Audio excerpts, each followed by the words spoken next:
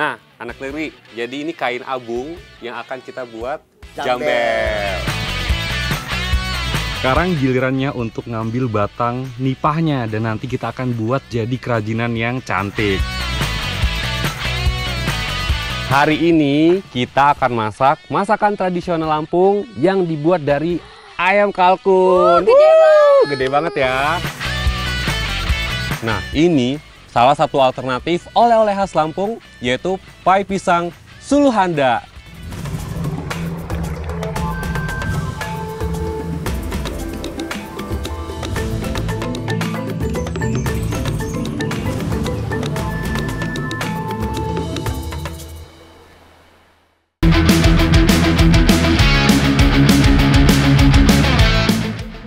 Nyak masih di Kabupaten Pesawaran nih. Kali ini Nyak ada di Desa Sukarame. Desa ini terkenal dengan kerajinan dari daun nipah. Wajar sih, desa ini merupakan daerah pesisir dan rawa. Jadi banyak tumbuh tanaman nipah di sekitar desa ini. Nipah merupakan sejenis tanaman palem yang tumbuh di lingkungan hutan bakau, rawa-rawa maupun daerah pasang surut dekat tepi laut. Bentuk daunnya mirip seperti tanaman kelapa sawit. Namun, daun nipah bentuknya lebih besar dan lebih memanjang. Karena bentuknya inilah, pada zaman dahulu, daun nipah sering dibuat menjadi atap rumah. Selain bisa dijadikan atap rumah, daun nipah pun bisa dibuat menjadi beraneka kerajinan. Salah satunya pengrajin daun nipah yang masih eksis di Desa Sukarame ini, yaitu Nenek Martia.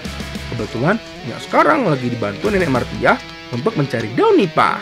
Sekarang gilirannya untuk ngambil batang nipahnya dan nanti kita akan buat jadi kerajinan yang cantik. Nyak ambil dulu ya. Daun nipah sendiri berasal dari tumbuhan berjenis palem yang cukup banyak tumbuh di daerah pesisir Lampung. Untung tanaman nipahnya tidak terlalu tinggi, jadi tidak perlu memanjat ya. Yang kita butuhkan hanya daunnya saja. Daun nipah yang bisa dijadikan kerajinan itu daun yang tidak terlalu muda atau tua. Daun yang hijau dan teksturnya agak keras yang bisa dibuat menjadi kerajinan. Minan, ininya udah ngambil nih nipahnya. Mudah juga ya ngambilnya ya. Tapi ini bener gak ini benar, daunnya? Benar, nggak terlalu muda, nggak terlalu tua, ini sedang kayaknya. Wah, kayak saya itu mah. Iya betul. Daun nipah ini berbentuknya mirip seperti daun pandan. Bedanya, daun nipah ini teksturnya agak keras dan kasar. Karena kelebihan inilah, daun nipah lebih awet dijadikan kerajinan maupun atap rumah. Anak negeri, sekilas ini mirip dengan daun kelapa. Dan pohonnya juga mirip dengan kelapa sawit yang masih muda.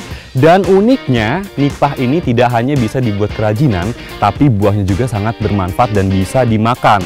Tidak hanya buah dan daunnya, tapi batangnya juga bisa diolah. Keren kan? Tinggal kita kumpulkan deh. Wah, ternyata banyak juga nih daun nipahnya. Kayaknya sudah cukup nih. Ayo, Minan, Mong, ayo Mong, kita bawa Mong.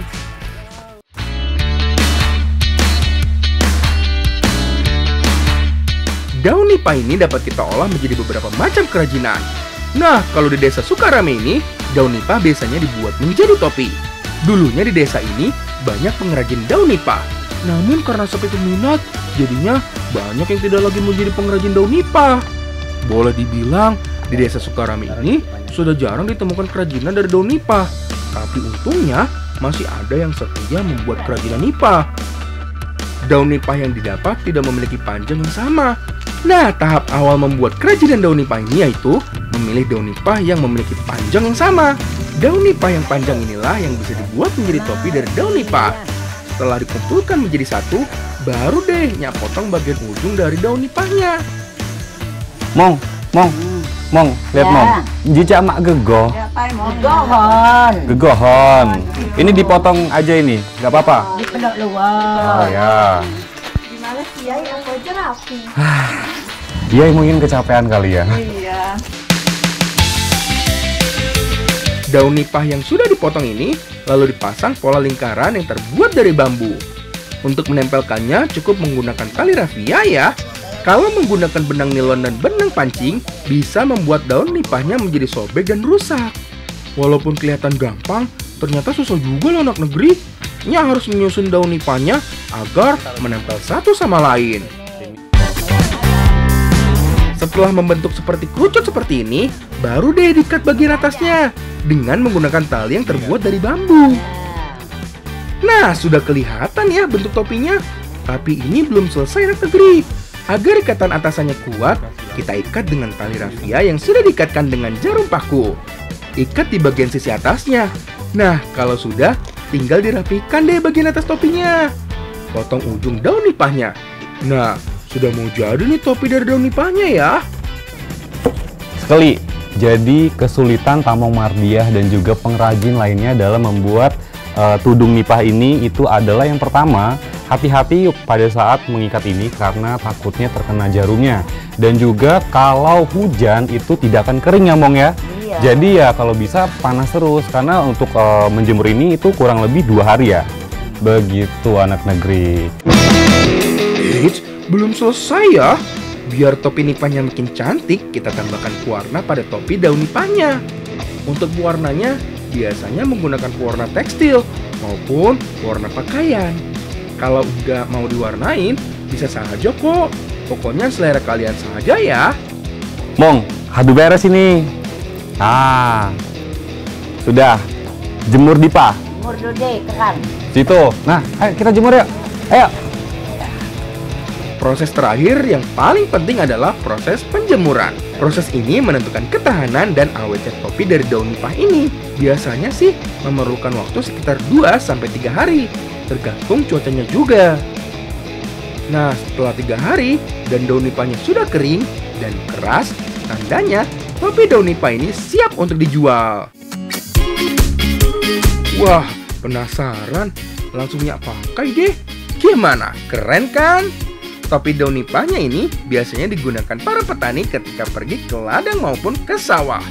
Harganya pun murah anak negeri, hanya Rp15.000. Daun nipah bisa dijadikan kerajinan dan atap rumah. Sedangkan buahnya bisa diolah menjadi masakan. Memang ya, alam selalu memberikan manfaat bagi masyarakat sekitarnya.